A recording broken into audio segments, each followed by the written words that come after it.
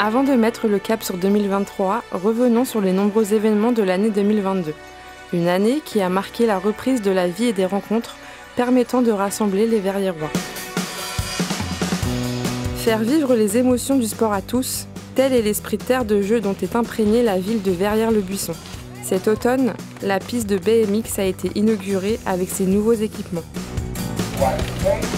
Au quotidien, Verrières-le-Buisson multiplie les rencontres sportives et occasions de promouvoir cet esprit de partage, de dépassement de soi et d'inclusion, comme lors des Olympiades des écoles, Semaines olympiques et paralympiques ou Cross des écoles. La ville est aussi très fière d'avoir accueilli la Coupe de France Handi-Futsal Malmarchand le week-end des 15 et 16 octobre. Cet événement à la fois sportif et inclusif était inédit sur le territoire francilien. Pour accompagner cet élan et faciliter l'accès au sport dans la ville, une série de travaux de rénovation des structures et matériels sportifs a été effectuée en début d'année à l'espace Jean Mermoz, au stade Robert Desnos et au gymnase Vallée-à-la-Dame. Si les actions et les ambitions de la commune sont évidentes, cette passion du sport est aussi portée au quotidien par les associations verriéroises. Actrices fondamentales de la vie locale et de l'animation du territoire, elles participent régulièrement à véhiculer cet esprit sportif. La course de la buissonnière et le technitrail en sont de parfaits exemples. 2, 1, partez! Qui dit association dit solidarité. Elle est très présente à Verrières-le-Buisson. Nous avons tous été témoins de cet élan de solidarité avec le peuple ukrainien face à la crise connue par le pays, dont collecte de produits de première nécessité, accueil des familles, mobilisation des enseignants, des agents et des associations pour faciliter la scolarisation des plus jeunes. La solidarité, c'est au quotidien, grâce aux nombreuses actions proposées par le CCAS, Centre communal d'action sociale de la ville.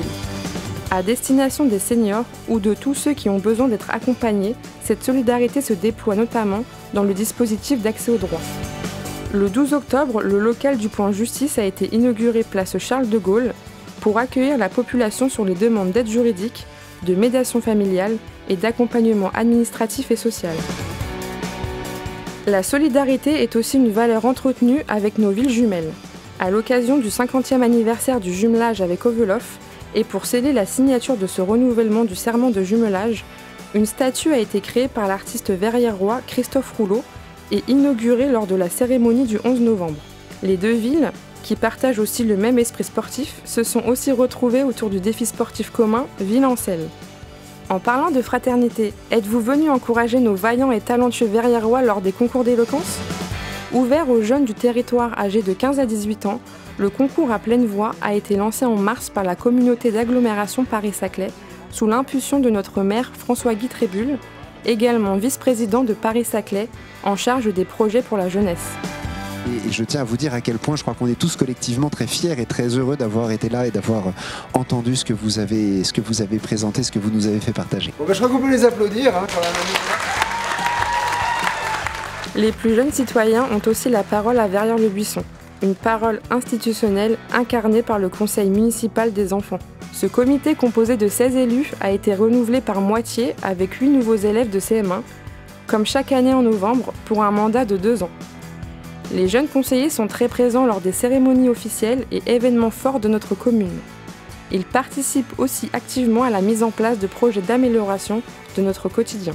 Cette dynamique insufflée par et pour la jeunesse de Verrières-le-Buisson a été ancrée en début d'année lors de la cérémonie de clôture des Assises de la jeunesse. L'objectif était de pouvoir, lors de cette soirée des clôtures, faire un événement aussi festif que possible malgré le contexte, et je crois que c'était assez réussi. Pour les jeunes, c'est très bien, il y a beaucoup de choses qui ont été mises en place, qui vont être mises en place, donc c'est très bien. Franchement, très varié, c'est très pragmatique, c'est intéressant. Enfin voilà, il est encore petit, mais je trouve que ça va dans le bon sens. Et globalement, enfin, ouais, je valide, quoi. Franchement, donc, merci à la ville de Verrières-le-Buisson. Après plusieurs mois d'une large consultation citoyenne menée en 2021, les orientations ont été posées et les 23 propositions retenues annoncées. Parmi toutes les actions qui ont déjà vu le jour, la structure information jeunesse a été regroupée avec l'espace jeune en un lieu de vie commun et une bourse au projet jeune a été mise en place. Les prochaines actions seront concrétisées au cours de ce mandat. La jeunesse, la famille, les amis, les occasions et certains rendez-vous désormais incontournables ne manquent pas aux Verriérois pour se retrouver et partager. Pour la 3e année consécutive, la ville a donné rendez-vous aux Verrières-Rois pour un été grandeur nature en juillet. Au programme, animation ludique, culturelle et sportive pour tous, gratuite et en accès libre. En septembre, les associations investissent le parc Régnier lors du Forum des Assos pour vous proposer moult activités rythmant votre année aux côtés des événements sportifs, gourmands ou festifs qui ponctuent vos week-ends.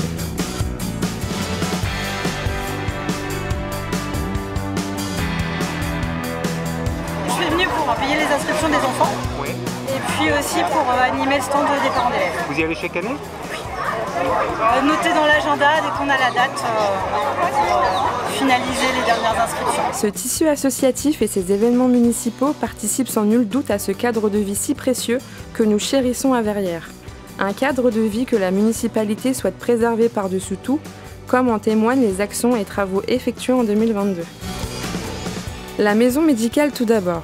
Projet lancé à l'été 2020, dans lequel la ville et les médecins ont travaillé de concert pour faciliter et maintenir l'accès aux soins médicaux pour les Verrières-Rois. Cet établissement multidisciplinaire de 552 m² accueillera en 2023 7 cabinets médicaux, un cabinet de podologue et un cabinet infirmier. Les travaux du boulevard Foch se sont également achevés cette année avec la création d'une piste cyclable et d'un trottoir sécurisé, ainsi que le remplacement des luminaires par des candélabres à LED. Améliorer les usages de l'énergie est l'un des thèmes du plan climat-air-énergie territorial. Travaux d'isolation thermique, usage de matériaux biosourcés, installation de panneaux solaires, voici quelques exemples d'actions entreprises sur les bâtiments communaux. Le défi climatique de notre siècle nécessite l'action de tous pour réduire l'impact écologique, même au niveau communal et à tout âge. Dans le cadre scolaire et périscolaire, des ateliers pédagogiques ont été menés pour éveiller et sensibiliser le jeune public à notre biodiversité, aux enjeux du climat ou encore à la consommation durable et la lutte contre le gaspillage alimentaire. Le bio et les circuits courts sont favorisés avec une meilleure gestion des déchets. Du frais, du goût, pour les enfants dans les restaurants scolaires, mais aussi cette même exigence pour les repas des personnes âgées, les repas à domicile ou ceux des crèches. Des publics très différents que nous nous efforçons de satisfaire chaque jour. C'est avec la jeunesse que nous allons penser la ville de demain.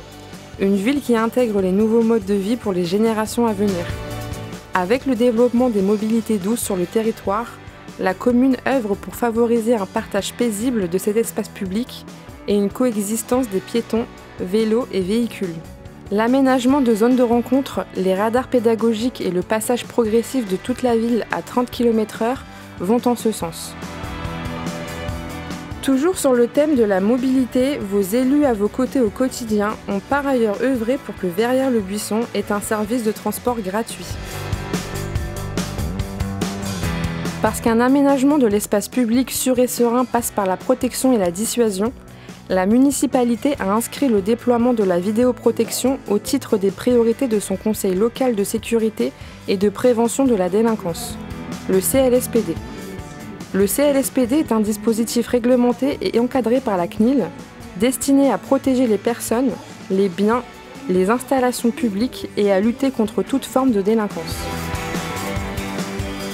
Si la municipalité a tant à cœur de préserver notre ville, c'est notamment parce qu'elle est riche d'un patrimoine historique et végétal exceptionnel. Une richesse entretenue et développée dans nos espaces publics, avec par exemple la plantation d'arbres.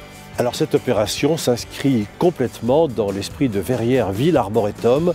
Nous nous intéressons à tous les arbres dans toutes les situations et qu'ils soient totalement libres ou même, comme ceci, un peu contraints. Les élèves du collège Jean Moulin ont également planté des arbres au mois de mars.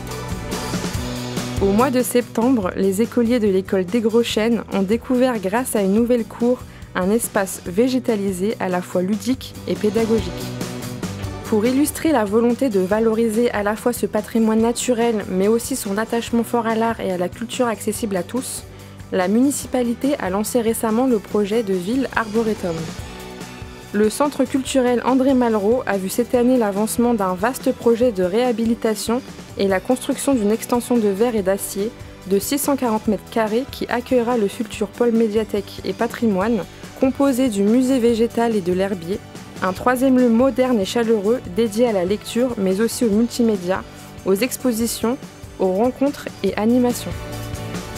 2022 a permis d'illustrer cet attachement fort à notre histoire et patrimoine culturel avec comme événement central l'hommage à Louise de Villemorin. Louise de Villemorin est associée à notre ville et pour célébrer les 120 ans de sa naissance, la ville vous invite du 23 septembre au 23 octobre. Venez nombreux pour découvrir la femme et son œuvre. L'art et la culture sont infusés et accessibles pour tous dans tous nos lieux de vie lors des expositions à l'Orangerie Espace Tourlière et lors des échappées musicales dans le jardin de la Maison Vaillant. Le concours photo annuel a permis à des photographes de capturer les plus beaux reflets de la ville, l'occasion pour nous de regarder différemment quelques-uns des plus beaux paysages verriérois. Verrières-le-Buisson a également eu le plaisir de recevoir en l'église Notre-Dame de l'Assomption le chœur d'adultes de la Maîtrise Notre-Dame pour un concert exceptionnel de musique romantique allemande.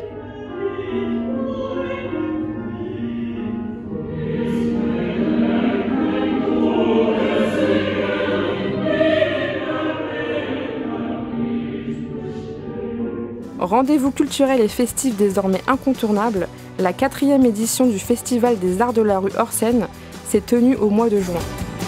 Cet événement en plein air, gratuit et ouvert à tous, organisé avec le soutien du Conseil départemental de l'Essonne, a accueilli petits et grands pour un week-end familial festif entre joie, rire et émotion. Point d'orgue de ce week-end familial, Galiléo, un moment de féerie partagée, la tête dans les étoiles. Ah, c'était magnifique, franchement, éblouissant, féerique.